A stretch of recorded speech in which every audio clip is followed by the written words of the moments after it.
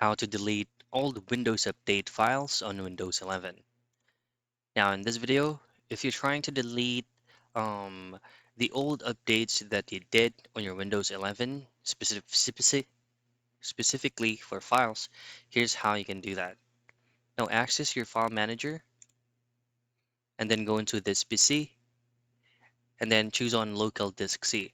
Now, what you want to have here, if you have partitions of local disk or disk drives that you have from your PC, you will be able to know that you have installed your Windows operating system because there is the Windows logo right here. So simply access it and then choose on Windows. And then from here, I just have to scroll down and then locate for the folder that is going to be a software distribution. And then choose on download.